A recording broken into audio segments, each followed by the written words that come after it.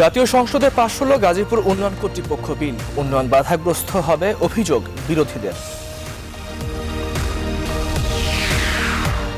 মসজিদ বিস্ফোরণে দগ্ধ 9 জনের অবস্থায় আশঙ্কাজনক। নিহতের পরিবারের জন্য ক্ষতিপূরণ রিটের আদেশ আগামীকাল। 6 দিন ধরে শিমুলিয়া কাঠালবাড়ি নৌ রুটে অচলাবস্থা। যানবাহনের চাপ বেড়েছে দৌলতদিয়া পাটুরিয়ায়। ভোগান্তিতে যাত্রীরা। কুমিল্লা নোয়াখালী আঞ্চলিক মহাসড়কের 4 লেনের কাজে ধীর গতি। নির্ধারিত সময়ে শেষ হওয়া নিয়ে রয়েছে সংশয়।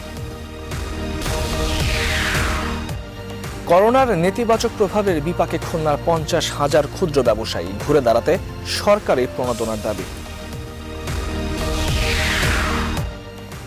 সুনামগঞ্জে ধান চাল সংগ্রহের লক্ষ্যমাত্রা পূরণ হয়নি। ক্রয় পদ্ধতি ও কর্মকর্তাদের গাফিলতিকে দুষছেন কৃষকরা। এবং হাজারো বক ও পানকৌড়ির কলকাকলিতে মুখর চাঁদপুরের বিভিন্ন এলাকা। দূর দূরান্ত থেকে আসছেন প্রকৃতিপ্রেমীরা।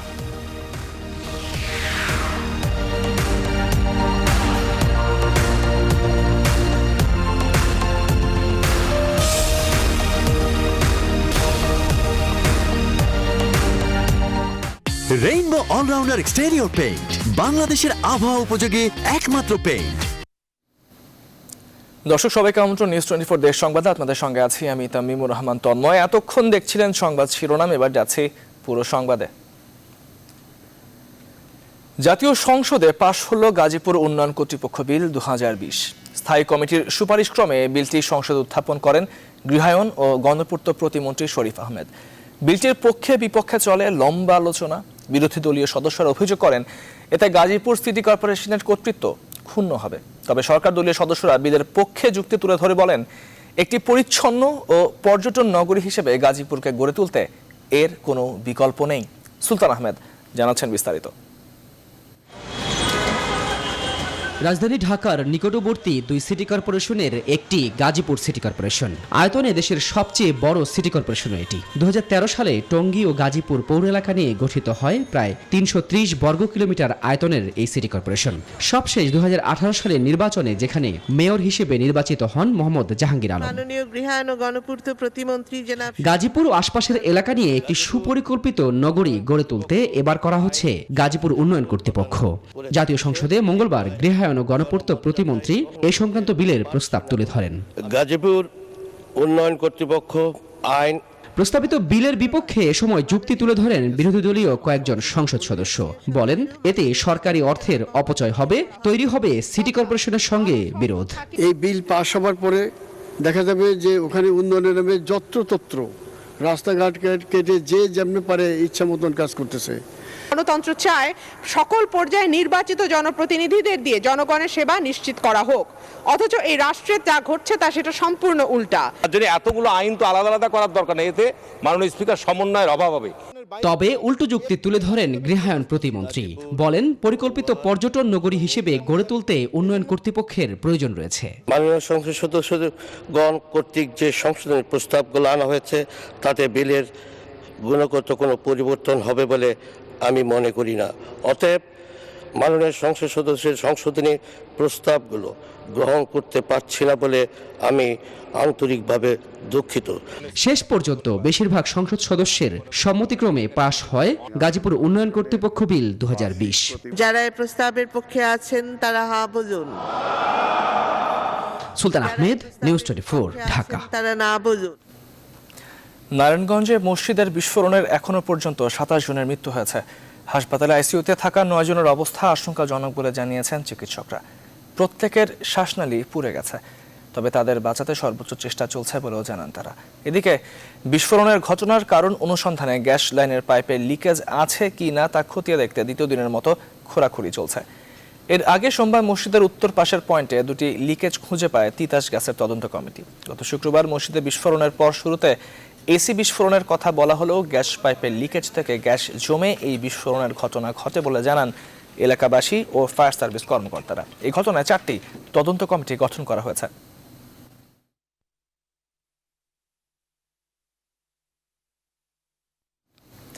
এদিকে মসজিদে বিস্ফোরণের ঘটনায় দোষীদের বিরুদ্ধে ব্যবস্থা ও নিহতদের পরিবারের জন্য 50 লাখ টাকা ক্ষতিপূরণ চেয়ে করার রিটের শুনানি শেষ হয়েছে আজ। আগামীকাল আদেশ দেবেন আদালত। বিচারপতি জেবি এম হাসান ও বিচারপতি মোহাম্মদ খায়রুল আলমের হাইকোর্ট বেঞ্চে আজ মঙ্গলবার এই রিট আবেদনের ওপর শুনানি হয়। এর আগে সোমবার সুপ্রিম কোর্টের আইনজীবী নারায়ণগঞ্জের বাসিন্দা ব্যারিস্টার মারিয়াম খন্দকার হাইকোর্টে এই রিট আবেদন করেন। রিটে বিস্ফোরণের ঘটনায় নিহত ও আহতদের প্রত্যেকের পরিবারের জন্য 50 লাখ টাকা করে ক্ষতিপূরণ চাওয়া হয়। আবেদনে নিহত ও আহতদের 50 লাখ টাকা করে ক্ষতিপূরণ দিতে কেন নির্দেশ দেওয়া হবে না তা জানতে চেয়ে রুল জারির আর্জি জানানো হয়েছে। একই সঙ্গে আবেদনে ওই ঘটনায় কার কি দায়, কার অবহেলা বা কার ভুল তা নিরূপণের নির্দেশনা চাওয়া হয়েছে। রিট আবেদনে বিদ্যুৎ, জ্বালানি ও খনিজ সম্পদ মন্ত্রণালয়ের সচিব, স্বরাষ্ট্র সচিব, নারায়ণগঞ্জের মেয়র, তিতাস গ্যাসের ব্যবস্থাপনা পরিচালক, নারায়ণগঞ্জের জেলা প্রশাসক ও এসপি সহ 7 জনকে বিবাদী করা হয়েছে।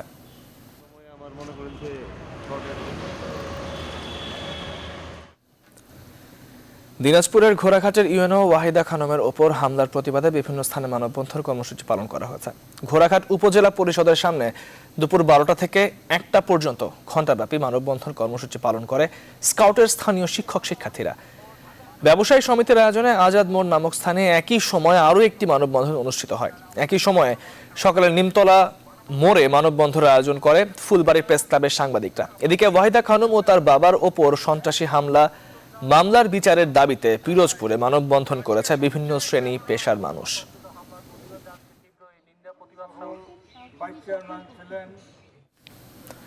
ময়মনসিংহের কেওটখাল এলাকায় 132 কেভি গ্রিড উপকেন্দ্রে ট্রান্সফরমারে অগ্নিকাণ্ডের ঘটনা ঘটেছে। এতে ময়মনসিংহ, জামালপুর, শেরপুর ও নেত্রকোনা জেলায় বিদ্যুৎ সরবরাহ বন্ধ রয়েছে।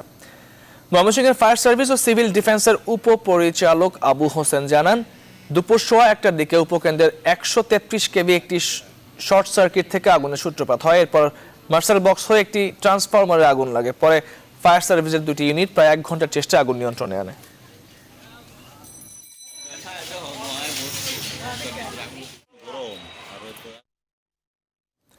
গেল 6 দিন ধরে শিমুলিয়া কাঁঠালবাড়ি নৌরুট বন্ধ থাকায় দৌলতদিয়া পাটুরিয়া নৌরুটে যানবাহনের চাপ বেড়েছে কয়েক গুণ। ঘাট এলাকায় দীর্ঘ হচ্ছে যানবাহনের সারি। এতে ভোগান্তি চরমে উঠেছে। পণ্যবাহী ট্রাক আটকে থাকায় পণ্য নষ্ট হওয়ার পাশাপাশি আর্থিক ক্ষতির মুখে পড়েছেন পরিবহন শ্রমিক ও ব্যবসায়ীরা। শফিকুল ইসলামের শামীমের তথ্য ছবিতে ডেস্ক রিপোর্ট। পদ্মায় নাব্যতা সংকটের কারণে গেল 6 দিন ধরে বন্ধ রয়েছে শিমুলিয়া কাঁঠালবাড়ি নৌরুট। এ কারণে বিকল্প নৌরুট হিসেবে ব্যবহার হচ্ছে পাটুরিয়া দৌলতদিয়া নৌরুট। এতে যানবাহনের তুলনায় ফেরি সংখ্যা কম হওয়ায় ঘাটে প্রতিদিনই বাড়ছে যানবাহনের সারি। অতিরিক্ত যানবাহন সামাল দিতে ঘাট থেকে কয়েক কিলোমিটার দূরে পণ্যবাহী ট্রাক সারিবদ্ধ করে রাখা হয়েছে। যাত্রীবাহী বাস, ছোট যানবাহন ও অ্যাম্বুলেন্সকে অগ্রাধিকার দিয়ে পারাপার করায় আটকা পড়েছে পণ্যবাহী ট্রাক। এতে ক্ষতির মুখে রয়েছেন ব্যবসায়ীরা। চরম ভোগান্তিতে পড়েছে শ্রমিকরা। কোনো নিরাপত্তা নাই, কোনো দোকানপাট নাই, খাওয়া দাওয়া নাই। 2 দিন ধরে এখানে বসে আছি। রাস্তা জামে হয়ে আছে যে এখন খাওয়ার কষ্ট, গোসলের কষ্ট। কোনো গাড়ি ছাড়েও না, কিছুই না। এই আমাদের কষ্ট কেউ দেখেও না। কর্তৃপক্ষ জানায়, পদ্মায় তীব্র স্রোত ও নাব্যতা সংকটের কারণে এই নৌরুটেও ফেরি চলাচল ব্যাহত হচ্ছে। তবে শিমুলিয়া কাঁঠালবাড়ি নৌরুটে ফেরি চলাচল বন্ধ থাকায় এই নৌরুটে যানবাহনের চাপ বেড়েছে। আমাদের এখানে গাড়ির কিছুটা যানজট হয়েছে। তাছাড়া এর ভিতরে মামা শিমুলিয়া ঘাট বন্ধ থাকা ওই রুটের গাড়িগুলি আমাদের এই রুটে পারাপার যাবে। হয়তো 2-1 দিনের মধ্যে এই সমস্যা সমাধান হয়ে যাবে। দৌলতদিয়া পাটুরিয়া নৌরুটে বর্তমানে 18টি ফেরি ও 16টি লঞ্চ চলাচল করছে। Desk report, news 24। Comilla Noakhali আঞ্চলিক মহাসড়কের 4 লেনের কাজ চলছে ধীর গতিতে। উন্নয়ন কাজ চলমান থাকায় বেশিরভাগ সড়ক খানাখন্দে পরিণত হয়েছে। এতে দুর্ভোগ বেড়েছে এই পথের যাত্রী ও চালকদের। সংশ্লিষ্টরা বলছেন, এখনো পর্যন্ত 56% কাজ শেষ হয়েছে। নির্ধারিত সময়ে এই প্রকল্পের কাজ শেষ হবে বলেও জানান তারা। হুমায়ুন কবির জীবনের তথ্যচিত্রে ডেস্ক রিপোর্ট। কয়েকটি জেলার যাতায়াতে গুরুত্বপূর্ণ কুমিল্লা নোয়াখালী আঞ্চলিক মহাসড়ক। এই মহাসড়কটি 4 লেনে রূপান্তরের কাজ শুরু হয় 2017 সালের সেপ্টেম্বর মাসে। 2021 সালের জুন মাসে এ প্রকল্প শেষ হওয়ার কথা রয়েছে। স্থানীয়দের অভিযোগ এ মহাসড়কে 4 লেনের কাজ চলছে ধীর গতিতে। উন্নয়নের কাজ চলমান থাকায় এই সড়কের অধিকাংশ স্থানই গর্ত আর খানাখন্দে পরিণত হয়েছে। বর্ষার সময় পানি জমে সড়কটি ব্যবহারের অনুপযোগী হয়ে পড়েছে। এতে দুর্ভোগ বেড়েছে এই পথের যাত্রী ও চালকদের। 2 বছর পর্যন্ত চলতে আছে এটা দ্রুত ভালোভাবে কাজ শেষ করলে আমাদের উপকৃত হইতে আর কি। কাজ চলতেছে ধীরে ধীরে, ধুলাবালি এবং রাস্তা ভাঙ্গাচুরা, গাড়ি চলতে একটা সমস্যা হচ্ছে। আজকে 2-3 বছরে এই অবস্থা, এই পরিস্থিতি। আমরা কর্তৃপক্ষকে অনুরোধ করবো যে অতি তাড়াতাড়ি কাজগুলো শেষ করার জন্য। এ মহাসড়কের 56% কাজ শেষ হয়েছে। নির্ধারিত সময়ই 4 লেনের কাজ শেষ হবে বলে জানান সংশ্লিষ্টরা। এই প্রকল্পের মোট দৈর্ঘ্য 59 কিলোমিটার। এর মধ্যে আমরা ম্যাক্সিমাম কাজই সমাধান হয়ে গেছে প্রায়। ইতিমধ্যেই আপনারা জানেন যে প্রায় 56%-এর অধিক কাজ সম্পন্ন হয়ে গেছে। আর আমরা সর্বাত্মকভাবে চেষ্টা করছি আমরা নির্ধারিত সময়ের মধ্যে এই কাজটা সমাপ্ত করার জন্য। কুমিল্লা নগরী টমছম ব্রিজ থেকে নোয়াখালীর বেগমগঞ্জ পর্যন্ত 59 কিলোমিটার 4 লেনে উন্নতিকরণ কাজে ব্যয় ধরা হয়েছে 2030 কোটি টাকা। Desk report, news 24। নিউজ 24 দেশ সংবাদের পর্যায়ে নিচ্ছে একটি বিরতি, সঙ্গে থাকুন, ফিরছে আরো সংবাদ নিয়ে।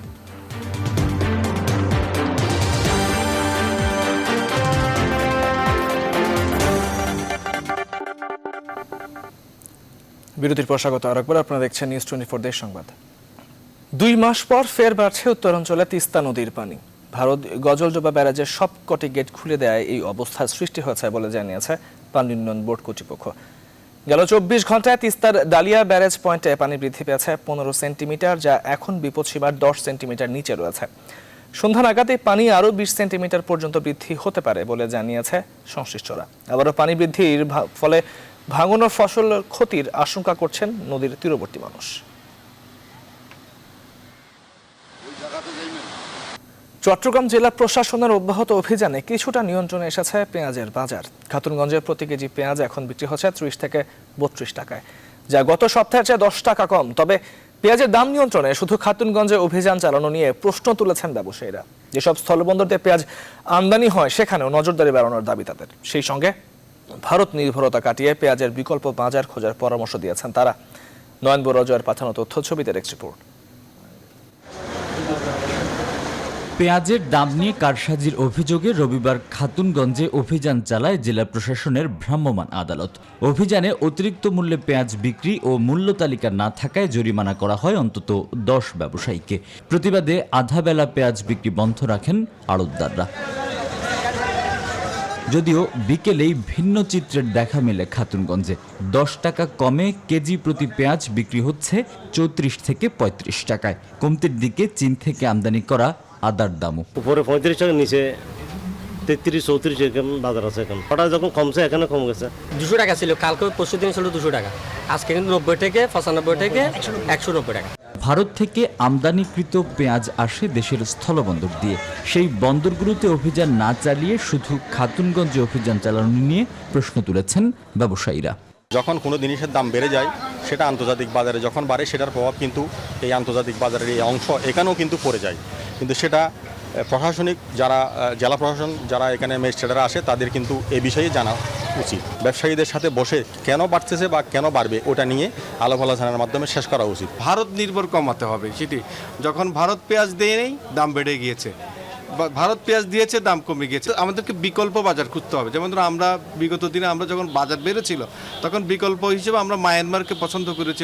পেঁয়াজ সহ ভোগ্যপণ্যের দাম নিয়ন্ত্রণে ভ্রাম্যমাণ আদালতের অভিযান অব্যাহত রাখার কথা জানিয়েছে জেলা প্রশাসন। সিন্ডিকেট তৈরি করে পেঁয়াজের বাজারটাকে অস্থিতিশীল করে আমরা অবশ্যই এখানে কাউকে ছাড় দেব না, অবশ্যই তাদেরকে আমরা আইনের আওতায় নিয়ে আসবো। পাইকারি বাজারে দাম কমায় এর প্রভাব পড়তে শুরু করেছে বন্দরনগরের খুচরা বাজারগুলোতেও। প্রতি কেজি পেঁয়াজ কিনতে ভোক্তাদের খরচ পড়ছে 40 থেকে 42 টাকা।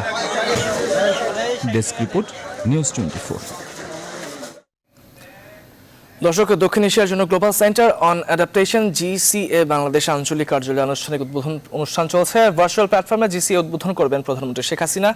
এখন অনুষ্ঠানে অভিযোজন সম্পর্কিত গ্লোবাল সেন্টার বোর্ডের চেয়ারম্যান এবং জাতিসংঘের সাবেক মহাসচিব বান কি মুন বক্তব্য রাখছেন। আমরা সরাসরি যুক্ত হচ্ছি সেখানে। Adaptation also means reacting to reduce the deadly impacts of rising temperatures. In 2010, A heat wave in India killed more than 1,300 people in Ahmedabad. An action plan was set up to train health workers, to distribute water, to paint roofs white to reflect the heat. A similar heat wave in 2015 in India claimed just 7 lives. Since then, 30 other Indian cities have adopted the same plan. Another way, adaptation is conserving water and stabilizing soil, upgrading and flood-proofing rural roads. The results can be measured not just in the property and livelihoods protected, but in the number of lives that are saved. Cyclones are a fact of life in Bangladesh and across South Asia. Death tolls have historically been heavy. Yet when extreme severe cyclone Amphan hit this year, there were less than 100 deaths across India and Bangladesh. Any death, even a single death, is a hugely regrettable. And we send our sincere condolences and sympathies to all the families of those who lost their lives. But we must also be grateful that thanks to more accurate weather forecasting, community-based early warning systems, and stronger shelters, 2.4 million people were moved to safety before it struck. And in a matter of days, Bangladesh prepared almost 10,500 additional shelters on top of the 4,000 already in existence to accommodate those being evacuated with the measure of social distancing. যাচ্ছি পরবর্তী সংবাদে। করোনার নেতিবাচক প্রভাবে বিপাকে পড়েছেন খুলনার প্রায় 50,000 ক্ষুদ্র ব্যবসায়ী। ক্ষতির মুখে অনেকে তাদের ব্যবসা গুটিয়ে নিয়েছেন। তবে কর্মী ছাঁটাইয়ের পাশাপাশি বড় ধরনের ছাড় দিয়ে বাজারে টিকে থাকতে চাইছেন ব্যবসায়ীরা। ঘুরে দাঁড়াতে ক্ষতিগ্রস্ত ব্যবসায়ীদের প্রণোদনা প্যাকেজ বা ঋণ সুবিধা প্রদানের দাবি বিশ্লেষকদের। শামসুজ্জামান শাহিনের তথ্য ছবিতে ডেস্ক রিপোর্ট। নগরী শিববাড়ি মোড় থেকে সোনাডাঙ্গা বাস টার্মিনাল পর্যন্ত সড়কের দুপাশে গার্মেন্টস পণ্য, টেইলার্স, কোকারিজ আইটেম বিক্রির অভিজাত দোকান। করোনায় ব্যবসা বাণিজ্য স্থবির হয়ে পড়ায় অনিশ্চয়তায় পড়েছেন এখানকার ব্যবসায়ীরা। পণ্য বিক্রিতে বড় ধরনের ছাড় দিয়ে টিকে থাকতে চাইছেন ব্যবসায়ীরা। 30 থেকে 70 টাকা শতাংশ ছাড়ে পণ্য বিক্রির লোভনীয় অফারেও মিলছে না কাঙ্ক্ষিত ক্রেতা। যেহেতু এখন কাস্টমার কম, যদি একটু ছাড় দেওয়ার পরে যদি একটু কাস্টমার মুভমেন্টটা বাড়ে, এই জন্য আসলে ডিসকাউন্টটা দেওয়া। আমরা কিন্তু অনেক স্টাফই ছাঁটাই করে দিচ্ছি এই করোনার কারণে। আমাদের আমরা 100 লোক ছিল 8 জন 10 জন, এখন 4 জন 5 জন দিয়ে লোক চালাচ্ছি। প্রায় একই অবস্থা ফার্নিচার বিক্রেতা, ক্ষুদ্র উদ্যোক্তা এবং মুদি ব্যবসায়ীদেরও। বেচা বিক্রি কম হওয়ায় প্রতিদিনই বাড়ছে দেনার পরিমাণ। সরকার প্রণোদনা ঘোষণা করলেও কোনো সুবিধা পাননি এই ব্যবসায়ীরা। 3 মাস আমরা দোকান খুলতে পারি না, বেচাকেনা করতে পারি না। 3 মাসে আমাদের দোকান ভাড়া বাকি। প্রধানমন্ত্রী আমাদের যে প্রণোদনা দিয়েছে তা আমাদের হাত পর্যন্ত এসে তো পৌঁছেইনি। আমরা বিভিন্নভাবে চেষ্টা করছি। ক্ষতিগ্রস্ত ব্যবসায়ীদের প্রণোদনা প্যাকেজ বা ঋণ সুবিধার আওতায় নিয়ে আসার দাবি জানিয়েছেন ব্যবসায়ী ও নাগরিক নেতারা। ধরুন চেম্বার অফ কমার্স আছে, তারপর ছোটখাটো ব্যবসায়ী সংগঠন আছে, এই সংগঠনগুলো তাদেরকে আরো বেশি সজাগ হয়ে স্থানীয় ব্যাংকের সঙ্গে কথা বলা, রাজনৈতিক নেতৃবৃন্দের সঙ্গে আলোচনা করা। ক্ষুদ্র ব্যবসায়ীদের ব্যাংকে সরাসরি লেনদেন না থাকায় তাদেরকে ঋণ দিতে আগ্রহী হচ্ছে না ব্যাংকগুলো। তবে এক্ষেত্রে ব্যাংকগুলোর সাথে সমন্বয়ের উদ্যোগ গ্রহণের কথা জানালেন এই ব্যবসায়ী নেতা। তারা সহজ কিস্তিতে পাচ্ছে না বা তাদের ব্যাংক সেভাবে করতেছে না। তো সরকার যেহেতু অনুমতি যদি দিয়ে থাকে, অবশ্যই সরকারের সেই অনুমতি অনুযায়ী আমরা তাদের হেল্প করব যে তারা যাতে এই ব্যাংকের সুবিধাটা পায়। ক্ষতিগ্রস্ত ক্ষুদ্র ব্যবসায়ীদের টিকিয়ে রাখতে সরকারের পক্ষ থেকে যথাযথ ব্যবস্থা গ্রহণ করা হবে, এমনটাই প্রত্যাশা সংশ্লিষ্টদের। Desk report, news 24। আন্তর্জাতিক সাক্ষরতা দিবস উপলক্ষে বরিশালে আলোচনা সভা অনুষ্ঠিত হয়েছে। দুপুরে বরিশাল জেলা প্রশাসনের সভাকক্ষে অনুষ্ঠিত সভায় প্রধান অতিথি ছিলেন বিভাগীয় কমিশনার ডক্টর অমিতাভ সরকার। জেলা প্রশাসক SM অজিয়র রহমানের সভাপতিত্বে এই সভায় প্রধান আলোচক ছিলেন বরিশাল বিশ্ববিদ্যালয়ের উপাচার্য প্রফেসর ডক্টর মোহাম্মদ সাদিকুল আরিফিন। সভায় কোভিড-19 পরিস্থিতিতে শিক্ষা কার্যক্রমের বর্তমান প্রেক্ষাপট এবং অনলাইন ভিত্তিক শিক্ষা আরও গতিশীল করার দাবি জানান বক্তারা।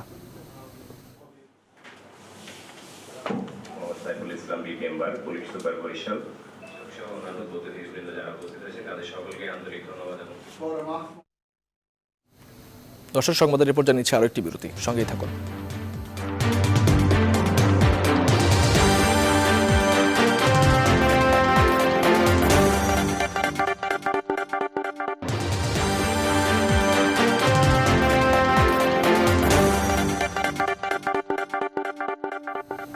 বিরতির পর স্বাগত আরো একবার, দেখছেন নিউজ 24 দেশ সংবাদ। দক্ষিণ এশিয়ার জন্য global centre on adaptation GCA Bangladesh আঞ্চলিক কার্যালয়ের আনুষ্ঠানিক উদ্বোধন করেছেন প্রধানমন্ত্রী শেখ হাসিনা। গণভবন থেকে ভার্চুয়াল প্ল্যাটফর্মে GCA উদ্বোধন শেষে বক্তব্য রাখছেন তিনি। আমরা সরাসরি যুক্ত হচ্ছি সেখানে। Bangladesh remains committed to implementing the Paris Agreement and adopting all the measures to prevent rise of temperature from the emission of greenhouse gases and other environmental degradations. My government has undertaken various mitigation climate change strategy and action plan formulated in 2009 to offset climate change impacts. We have established Bangladesh Climate Change Trust Fund in 2009 and so far allocated $430 million from our own resources to implement the action plan. But later on, we have received some support from different countries and organizations. I thank all of them. The government has also been spending about 1% of our GDP equivalent to $2 billion per year since 2010 for adaptation purposes. The government has formulated a 100-year plan called Bangladesh Delta Plan 2000 as a long-term plan to face the challenges of climate change and natural disasters. We build up our country a safe place for our future generation. And besides that, we have also, through research, we are going for crops which will be salinity resistance crops, drought resistance crops, and water submerged resistance crops. Through research, we have achieved a lot, but we are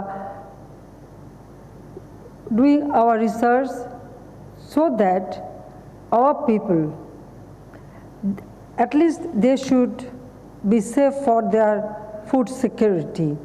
And it is not only for Bangladesh, we also want to share our experience with all our neighboring country and other country too. But our research, we are very successful. Distinguished guests, in the past decade alone, nearly 700 million people, half of the region's population, have been affected by climate-related disasters. Before people can recover from one disaster caused by natural hazards, another one strikes, reversing any progress made. To end this cyclone, South Asia needs to build greater resilience. It is heartening to note that the GCA Bangladesh office will facilitate, support and develop on-the-ground action in South Asia to enhance adaptation and climate resilience. I hope this regional office will share best adaptation practices of Bangladesh as well as other countries and exchange practices within the region. It will serve as a center of excellence and a solution broker for adaptation measures in the region. It is our expectation that GCA Dhaka office would also support us during the chairmanship of Bangladesh to Climate Vulnerable Forum, CBF, and Vulnerable 20, two climate-based important international bodies under the UNFCCC process during next 2 years. I would also like to urge GCA to explore the opportunity of supporting the Delta Coalition on a long-term basis. Distinguished guests, Bangladesh is a unique example of climate vulnerability and resilience. People here have time and again showed their resilience against natural or man-made disasters. Yet there remain a lot of things to be changed. I think other countries in the region also have similar experiences and some good practices on adaptive measures. I believe together we can safeguard and build a better future for all of us. Because of our geographical situation in Bangladesh and because it's a delta, we have to live with nature and natural disaster, but we have to adapt how to save our people's life and their habitation. And we are trying our best to do that. As the climate change is a global affair, I would like to call upon the countries to enhance their nationally determined contributions by December the 31st this year in tackling the manage as well as execute the 2015 Paris Agreement. The COVID-19 pandemic followed calls for greater cooperation and collaboration among the nations. We should not leave each other, rather force unity to fight the current crisis or any such one in the future. I thank you all. Special thanks to former Secretary General and President of Global Center on Adaptation, His Excellency Ban Ki-moon, for his kind words, and also our Prime Minister Mark Rutte, always very supportive to Bangladesh, and special thanks to the Mr. Patrick B. Barkhuizen, Chief Executive Officer, Global Center on Adaptation, Rotterdam, Netherlands. And also I thank all the organizers, because of this, they organized very, nicely this program, and we will work together, we will fight together, we will achieve together. Thank you very much. With these few words, I declare the Global Center on Adaptation Bangladesh Regional Office open. Thank you all again. দর্শক, GC উদ্বোধন শেষে বক্তব্য রাখছিলেন প্রধানমন্ত্রী শেখ হাসিনা। আমরা যুক্ত ছিলাম সেখানে। দর্শক, নিউজ 24 দেশ সংবাদে পর্যন্ত নিচ্ছে আরো একটি বিরতি, সঙ্গেই থাকুন।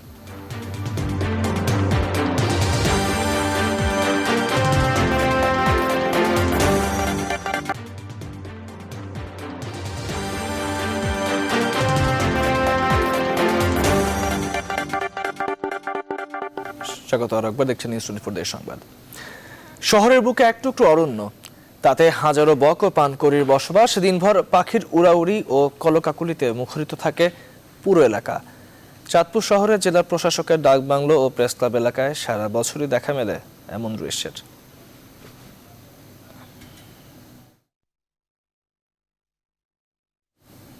শেষ করছে এখনকার নিউজ 24 দেশ সংবাদ। সঙ্গে থাকার জন্য ধন্যবাদ সবাইকে।